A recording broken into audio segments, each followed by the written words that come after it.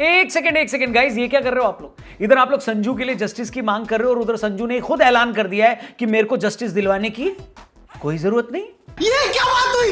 ये क्या बात हुई यार? देखो, संजू सैमसन का जो केस है ना, वैसा केस आपको इंडियन क्रिकेट में कोई दूसरा देखने को नहीं मिलेगा।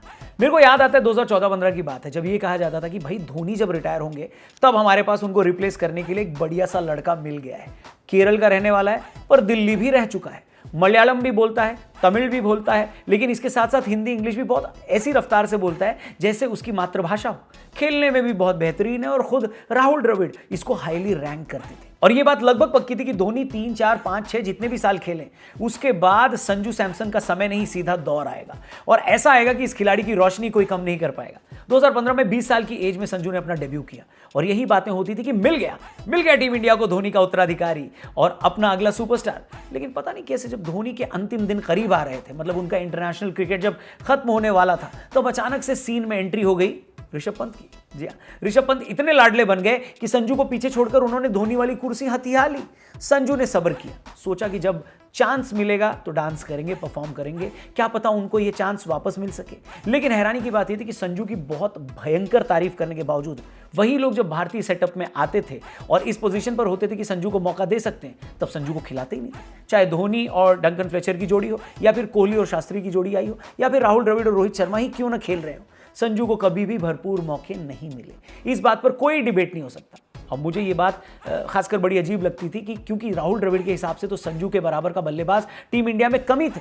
इनफैक्ट राजस्थान रॉयल्स में जब राहुल द्रविड़ टीम मैनेजमेंट में शामिल हुए तो उन्होंने संजू को कैप्टन बनाया था। इसके बावजूद जब द्रविड़ भारतीय क्रिकेट टीम के साथ जुड़े तो उन्होंने बाकियों की तरह संजू को लिमिटेड मौके ही दिए और यही बात गौतम गंभीर पर भी लागू होती है। क्योंकि जब गौतम गंभीर टीवी एक्सपर्ट के तौर पर अपने ओपिनियन रखते थे पहले, तब ये साफ साफ वो कहते थे कि संजू को सबसे पहले टीम में शामिल करना चाहिए, उसके बाद किसी का नाम लिखा जाना चाहिए, यानी संजू को प्रायोरिटी मिलनी चाहिए, ऐसा वो बोलते थे। अब गंभीर के आने के बाद ये कहा जा सकता है कि संजू को पहले के टाइम से ज्यादा मौके दिए गए हैं, लेकिन ये भी नहीं कहा जा सकता कि उनको रेगुलर मौके दिए गए। नहीं हुआ ऐसा।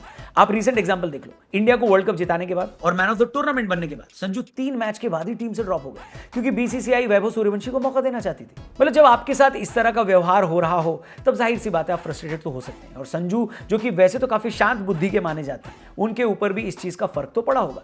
लेकिन अब संजू ने लेटेस्ट जो स्टेटमेंट दी है उसके हिसाब से उन्होंने अपनी नैया राम जी के भरोसे छोड़ दी है। उन्होंने ये तय कर लिया है कि अब वो टीम में खेलने के बारे में नहीं सोचेंगे, वो सिलेक्शन के पीछे नहीं भागेंगे और जब जब उनके पास मौके आएंगे तब वो अपना बेस्ट देने की कोशिश करेंगे। That's it.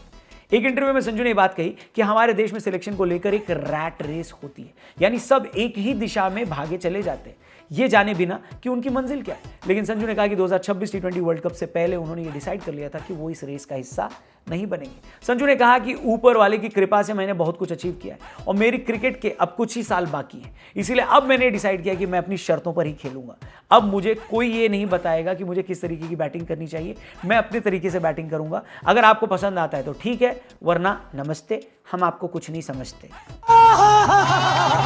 संजू ने कहा कि कुछ लोग हो सकता है इसको एरोगेंस समझे, लेकिन मैंने डिसाइड किया है कि मैं खेलूंगा, गेम को एंजॉय करूंगा, टीम के लिए एक अच्छा टीममेट बनकर दिखाऊंगा और अपने ग्रुप को सपोर्ट करूंगा, लेकिन ये सब मैं अपने तरीके से करूंगा। 2024 टी20 वर्ल्ड कप के बाद एक ऐसा टाइम आया था जब मुझे ये भी नहीं पता था, ये संजू बोल रहे हैं, ये भी नहीं पता था कि मैं 2026 टी20 वर्ल्ड कप खेलूंगा भी या नहीं। अब मैं 2026 टी20 वर्ल्ड कप में ऐसा परफॉर्मेंस मैंने दे दिया है, उसके बाद भी ऐसे दिन देखने को मिलते हैं कि कभी कभी टॉप 15 का भी हिस्सा में नहीं रहता, प्लेइंग 11 तो छोड़ ही दीजिए। ऐसे में 2028 की प्लानिंग कैसे कर ली जाए? अगर मैं अच्छा खेल रहा हूं और टीम को मेरी जरूरत होगी तो हो सकता है मैं 2028 तक भी खेल जाऊं, लेकिन अगर ऐसा नहीं होता तो मुझे कोई अफसोस नहीं होगा। मैंने काफी कुछ अचीव किया है अपने करियर में, ये बोला संजू ने।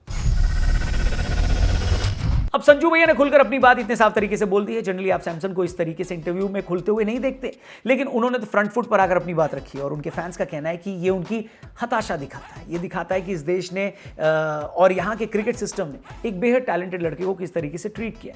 अगर वर्ल्ड कप के प्लेयर ऑफ द टूर्नामेंट को सिर्फ 3 मैच के बाद ये कहना पड़ रहा है कि मैं तो अगली सीरीज में टॉप 15 का भी हिस्सा नहीं हूं, तो ये बात उस खिलाड़ी से ज्यादा इस क्रिकेट सिस्टम के बारे में बताती है जो अपने फेवरेट खिलाड़ियों को खिलाता है और टैलेंट को पीछे कर देता है। संजू ने बताया कि 2026 टी20 वर्ल्ड कप का जो सेमीफाइनल था जिसमें इंग्लैंड के खिलाफ टीम इंडिया को खेलना था, उसमें कई लोगों ने संजू को आकर बोला कि आज तो तुम्हारे सामने जोफ्रा आर्चर आएगा, तुमको 3-4 बार पहले वो आउट कर चुका है। संजू ने पलटकर इन लोगों को कुछ नहीं कहा, क्योंकि अगर आप इस तरीके की बातों का जवाब देंगे कि मैं तो जोफ्रा आर्चर को खेल लूंगा, पेल लूंगा, या वो तो मेरे सामने कुछ भी नहीं है, तो फिर आप एरोगेंट साउंड करेंगे। इसलिए संजू ने इसका कोई आंसर नहीं दिया और फिर इंग्लैंड के खिलाफ सेमीफाइनल में आर्चर को भी पेला और टीम इंडिया को सेमीफाइनल में जीत दिलाकर फाइनल तक भी वो लेकर गए। संजू के फैंस तब भी उनके लिए जस्टिस मांग रहे थे, आज भी उनके लिए जस्टिस मांग रहे हैं, क्योंकि वर्ल्ड कप के बाद तो ये बातें होनी भी शुरू हो गई कि संजू को आप वनडे सेटअप में लेकर वापस आओ। उनका अच्छा एवरेज है, बढ़िया स्ट्राइक रेट है, 2027 में आपके बैकअप विकेट कीपर भी वो हो सकते हैं। लेकिन यहां पर भी संजू से पहले ईशान किशन को चांस दिया गया और अब वनडे तो छोड़ो, संजू को जिम्बाब्वे में T20 में भी मौका नहीं दिया गया। ऐसे में संजू का ये जो बयान आया, कॉमेंट आया है, आपको उनकी फ्रस्ट्रेशन लगता है या आपको लगता है कि इस लेवल पर आकर प्लेयर के साथ अगर ऐसा व्यवहार होता है, ऐसा बिहेव किया जाता है उसके साथ, तो वो हताश तो हो ही जाएगा। जो भी आपकी ओपिनियन हो कमेंट करके बताना। क्या आपके हिसाब से टीम इंडिया को फाइनली संजू के लॉन्ग टर्म में इन्वेस्ट करना चाहिए, ये भी आप कमेंट करके जरूर बताना। हम आपसे मिलते हैं कल नई वीडियो के साथ। चैनल को सब्सक्राइब करना। Thank you for watching. जल्दी मिलते हैं। जय हिंद।